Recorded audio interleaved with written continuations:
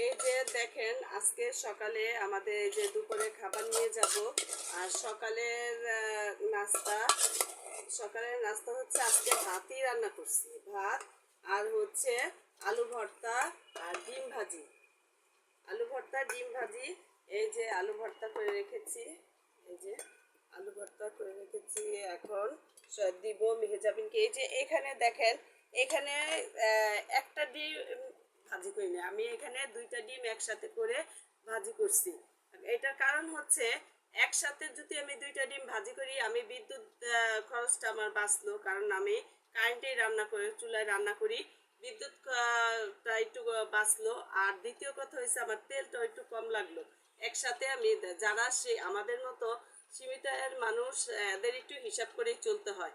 আর দেখেন কিছুদিন আগে আমি একটা ভিডিও ছেড়েছিলাম যে একটা ডিম আমরা 3 জনে খাচ্ছি। এটা নিয়ে মোবাইলে কমেন্টে কিছু বলে নাই ভিডিওতে, কিন্তু প্রকাশ্যে আমাদের পরিচিত কিছু মানুষ বলছে তুমি এত কিপটা যে একটা ডিমই 3 জনে ভাগ করে খাও। আরে ভাই, সময়তে একটা ডিম 3 জনে ভাগ করে খেতে হয়। আর আপনারা যেটা একটা ডিম দেখতেছেন সেটা কিন্তু এখানে আমি এই যে 3 ভাগ করব। এই যে আমি এই ডিমটাকে 3 ভাগ করবো, এটা কিন্তু আমার দুইটা ডিম একসাথে ভেজে নিছি। সময়তে একটা ডিমও মানুষের 3 ভাগ করে খেতে হয়, অবস্থা বুঝে। এগুলি বুঝতে হবে। আপনারা যদি এগুলি নিয়ে সমালোচনা করেন তাহলে কিভাবে হবে বলেন।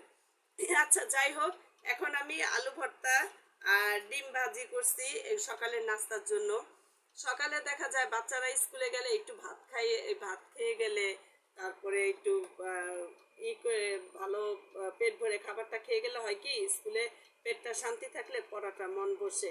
কারণ দুপুরে থেকে যদি 12টা থেকে 11টা থেকে স্কুল হয়, এদিকে 3টা 4টা 3:30টার দিকে ছুটি হয়, তাহলে একটু ভাতটা খেয়ে গেলে ভালো না। এর জন্য আমি সকালে বেশিরভাগ ভাতটাই দেওয়ার চেষ্টা করি। মেহেজাবিনের 11:30 থেকে স্কুল।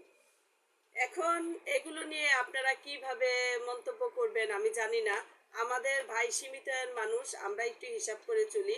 আমাদের নিয়ে সমালোচনাটা করা আপনাদের ব্যক্তিগত ব্যাপার, কিন্তু আমরা কিভাবে নিব এটা আমাদের ব্যক্তিগত ব্যাপার। কিন্তু সব কিছুতে আপনারা এইভাবে রিয়েক্ট করবেন না। আল্লাহ হাফেজ।